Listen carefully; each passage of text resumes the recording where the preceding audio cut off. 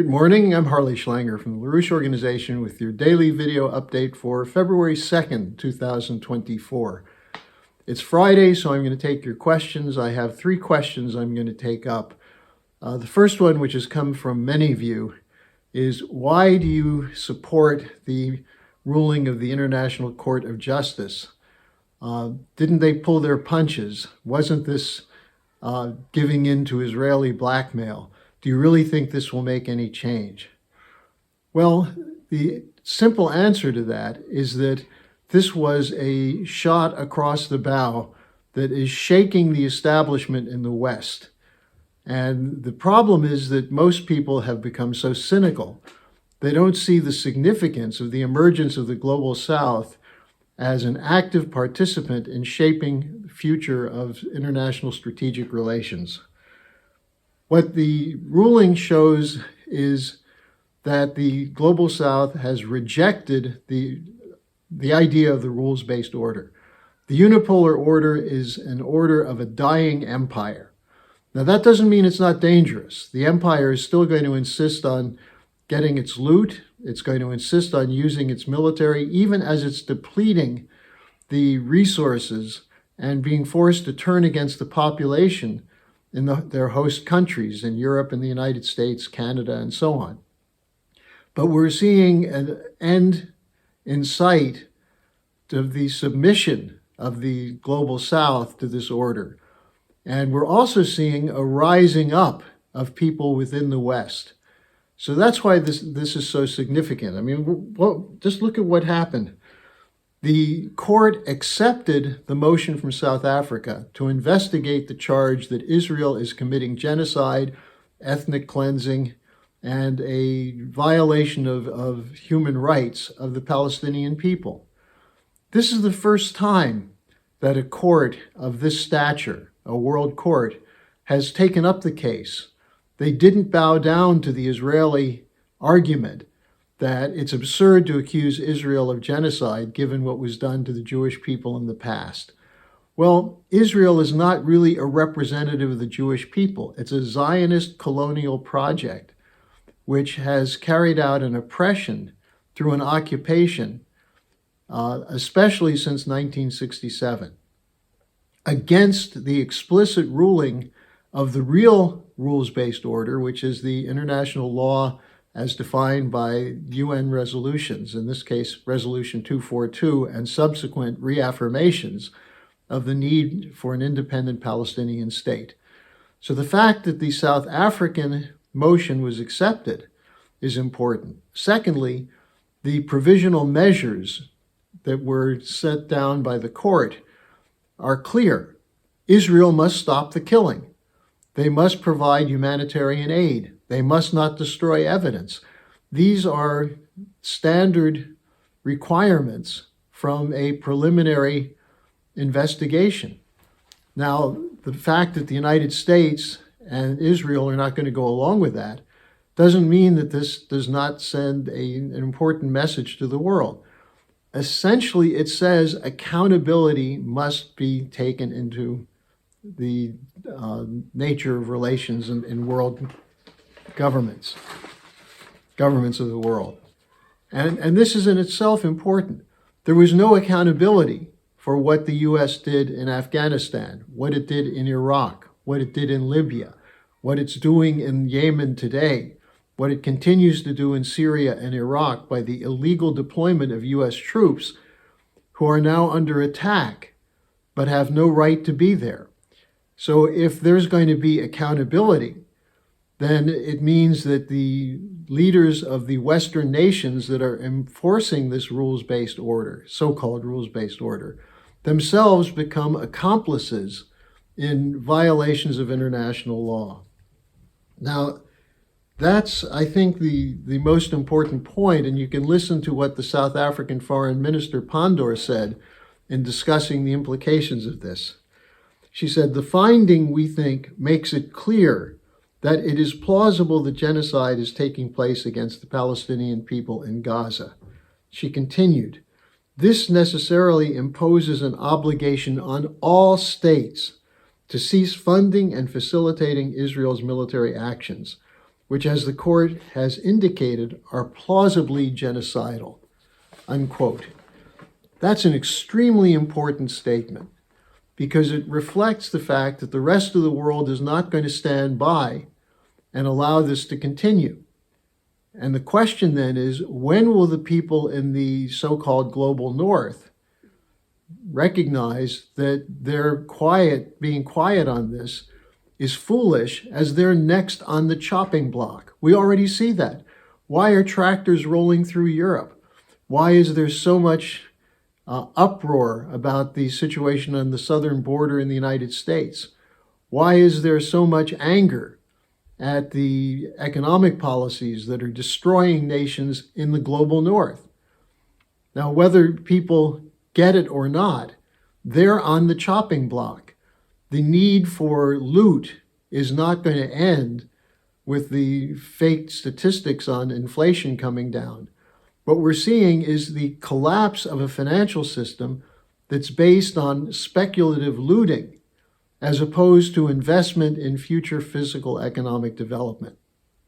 And so it's in the interests of people in the global north to break the power of the so-called unipolar order, the rules-based order. This order is dying. It can't be saved. Unfortunately, as what often happens when empires die, they take a lot of collateral damage with them.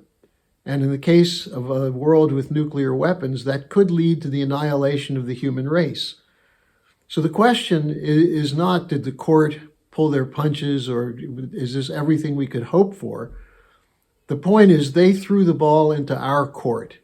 And it's now up to the people to insist that our governments function as representatives of the interests of the people of the sovereign nation, as opposed to enforcers of an order which makes a handful of people rich at the expense of the global majority. So that's the significance of this, and it shouldn't be downplayed. But ultimately, don't count on Biden to enforce it. Biden's in a trap of his own making. If he doesn't support Israel, he is in danger of losing the support of the Jewish donors who have become very important for the Democratic Party.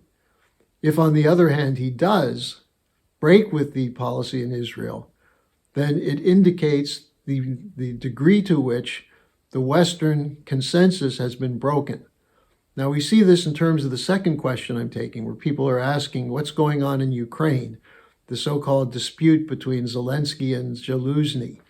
Is the Ukrainian government losing the support of its population? Well, the other part of that question is, why did the European Union steamroll through another 50 billion euros of funding for Ukraine? Now, this just heaps more discredit on the unelected bureaucrats of the European Union. The European Union is essentially a collection of puppets of the Anglo-American financial order. And as I said, they're carrying out a predatory looting policy against their own populations. Who does Ursula von der Leyen represent? Robert Michel? Who do these people think they're representing when they vote policies that are destroying the livelihood of the people who live in the nations that are part of the European Union? And the idea that more money to Ukraine is somehow going to turn the battle is absurd. The war is lost. The population of Ukraine is being victimized by the unwillingness of the deluded oligarchy in the West to recognize they've lost the war. They failed to destroy Russia. Their grand plan of breaking up Russia, having a regime change, and being able to loot the raw materials of the Eurasian landmass has gone up in smoke. Does that mean they're going to recognize it? Well, unless the people defeat these governments that are working on behalf of the corporate cartels, they're going to continue doing this right to the very end. I mean, what does it mean when Israel starts pumping seawater into the tunnels, which will destroy the water aquifers and probably wreck the land for decades, if not centuries, to come? It shows you the anti-human policy that governs the the decision-making process in the West. It's about profit. It's about sustaining a system which has broken down and is collapsing. And so it puts, again, as I said earlier, the burden on us. You want to end the Ukraine war? You have to vote for elected officials who will stop marching to the tune played by the band run by the corporate cartels. If you don't do that, you have no basis for complaint. You don't like the policy? Get off your rear end and mobilize with the Schiller Institute, with our International Peace Coalition, to defeat the policies of war and depression. Now, the other aspect of that, the other part of the question, what's happening inside Ukraine? Well, what happens when a government sides with people who are looting the population? The support for Zelensky is based on his willingness to sacrifice his own people on the altar of so-called freedom and democracy. But there's no freedom in Ukraine. People are being snatched off the street and impressed into a military that's become a slaughterhouse. There's no democracy. Any opposition party of any note has been suppressed. Opposition media has been shut down. Is this democracy? And then look what was done to Hungary. Hungary was essentially submitted to intensive blackmail so they would lift their objection to the 50 billion euro fund from Europe to go into the pockets of the corrupt oligarchs of Ukraine. So, and in the Congress, the U.S. Congress, they're blocking the funds from the United States. So the loser in this is the European Union, the credibility of the United States and the British, and most importantly, the people of Ukraine. And the question then is, how quickly can we move to replace this unipolar order with a new strategic and development architecture based on acting for the interests of all people and the mutual benefit of all sovereign nations? Now, the final question I have is, do you have any comments on the shooting down of the plane, the Russian plane, that carried Ukrainian prisoners of war who were being sent back to Ukraine?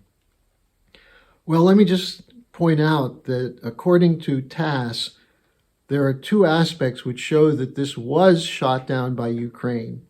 One is the plane's black boxes showed that it was an intentionally shot down, and the debris in the area is part of missiles that they're now saying may have been made by the U.S.-made Patriot system, which means definitively that it was the Ukrainians who shot down the plane and killed their 60 or more prisoners of war who were being returned. Now, what Putin said about this is, I think, quite significant. He said, "I state this officially. We ask for international experts to be deployed here to conduct an analysis, assess the existing material evidence of the fact that the plane was downed by the Patriot system." He was asked, well, why would they do that? And he said, I don't know. I do not understand. One can assume they did it by accident, but that it's a crime in any case. And the idea that the Western countries are going to provide anti-aircraft systems or fighter jets to Ukraine, given that events like this have taken place, and given that the Ukrainians under NATO direction are now targeting Russia itself, the Russian Black Sea Fleet, and so on, means that we are one step away from NATO being directly involved in a war with Russia. And we see the Steadfast Defender 2024 exercises practicing for a war with Russia. So all this talk about Putin's actions being unprovoked is disproven by events on the ground. So when will the American people act based on a thorough understanding of this? Well, that's the question for each of you watching this. Same thing in Europe. The tractorcades are showing that the farmers, as an expression of the oppression of producers in Europe, the farmers are out demonstrating not just for their livelihoods, but for yours. So it's time that we had a movement that reflects this idea that Helga Zepp-LaRouche has put forward, that we need a new security and development architecture which works in the interests of all people of all nations. And that's the task in front of us. So thanks for joining me this week. There's plenty of material up on the LaRouche Organization website. You can subscribe to our daily alert, which will give you a lot of the intelligence that I use to prepare my daily updates. So look in the description section for access to our website. So thanks again. See you next week.